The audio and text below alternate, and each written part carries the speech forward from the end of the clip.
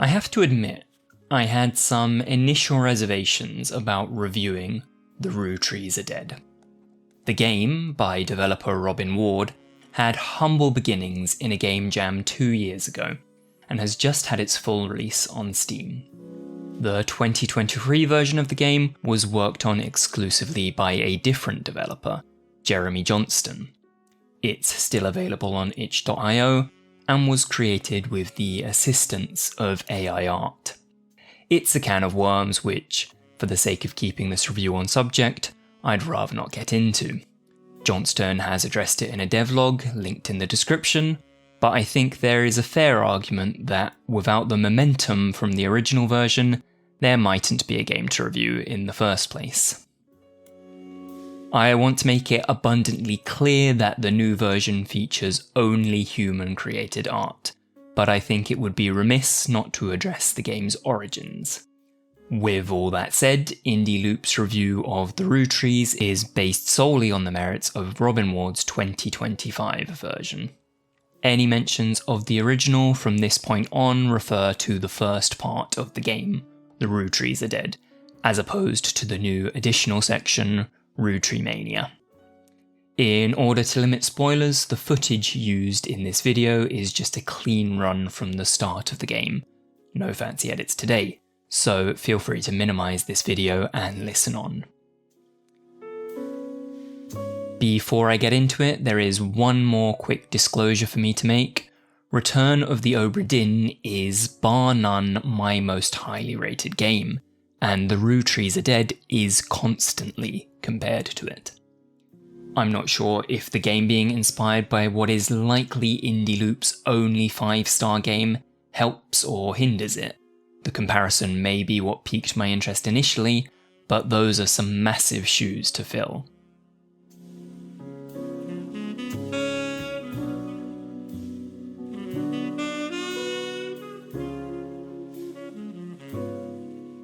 In The Roottrees Are Dead, the Roottrees are dead. Namely, the president of the Roottree Corporation, his wife, and their 3 daughters.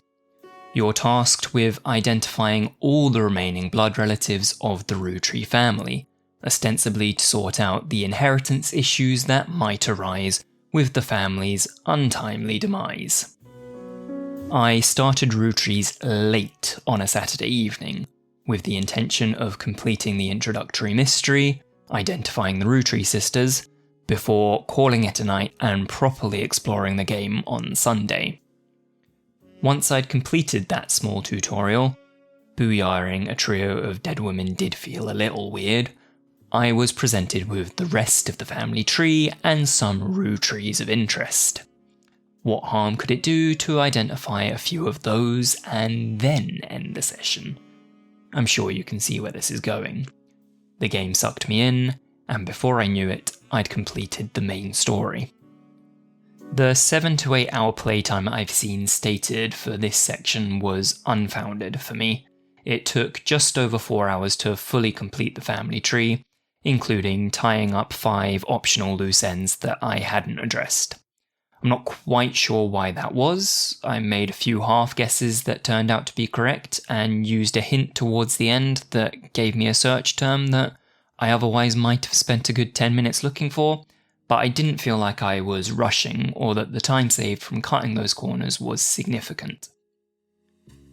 For the hint I used, the game's excellent intuition system, which tells you how many clues remain for each piece of evidence, was already screaming at me to properly look at a flyer. There were only so many terms I could have used from it, so I think it just gave me a nudge in the right direction. If I were playing the game in my own time rather than reviewing it, I likely would have muddled my way through without it. The game makes it very enjoyable to do so.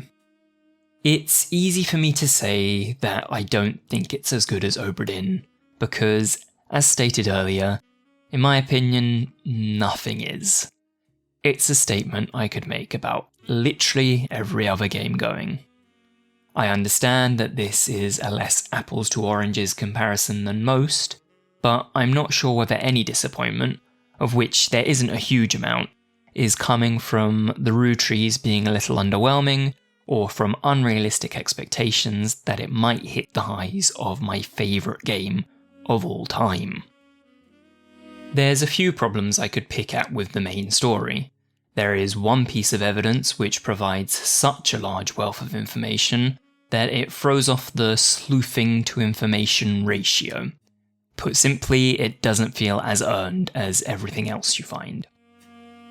The game felt relatively heavy-handed with its biggest twist, but I question if that could have been from me happening upon the clues in an unfortunate order. With the open-ended nature of the game, I imagine it's incredibly difficult to ensure that all players are hitting the clue beats in a way that is always fulfilling.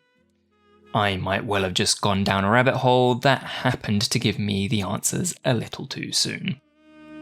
Neither of those examples impacted hugely upon my playthrough and were minor flaws in an otherwise enjoyable experience.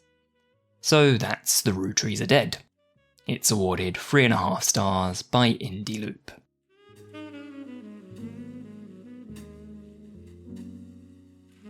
Except, as you might be able to see from this video's length, that's not quite it.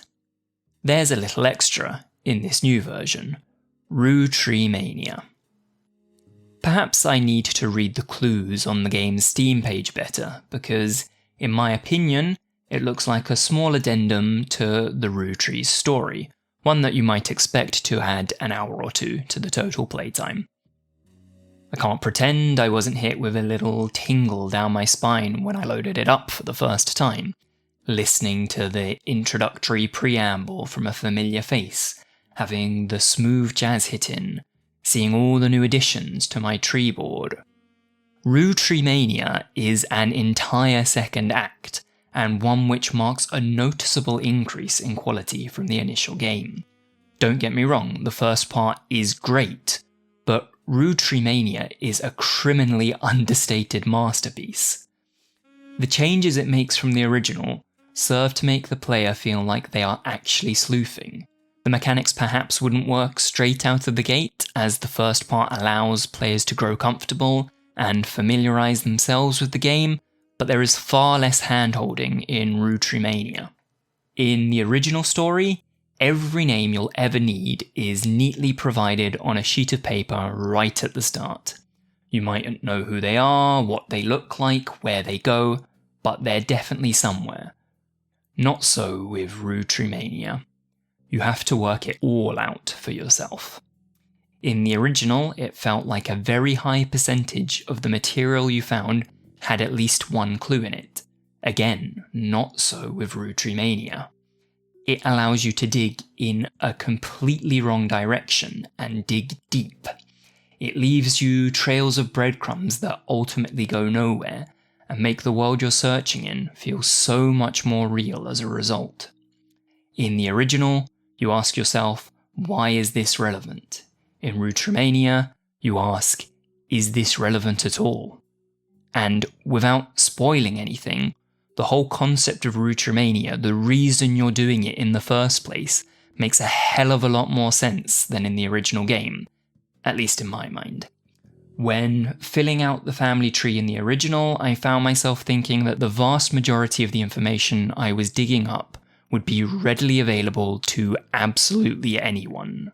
The hoops the players go through to find the names of people whose existence would be very well documented doesn't really make much sense, and are only explained away by the fact that they are playing a video game, and that's the core mechanic of it.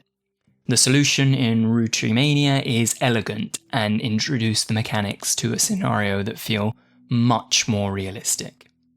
For me, Roottreemania is the main course. It relegates the first part of the game to a satisfying starter, an introductory chapter to get you thinking before the real game begins. It's more deserving of the headline, rather than being presented as a bonus or even on par with the first part. My playtime arguably proves it. I spent twice as long on it as I did the original, and enjoyed my time in it so much more. The greediest parts of me wish there were one more mini-mystery to it, but I can't complain when it provided so much more to me than the first part did. The Roottrees Are Dead, with a heavy emphasis on Roottreemania, is awarded 4.5 stars by IndieLoupe.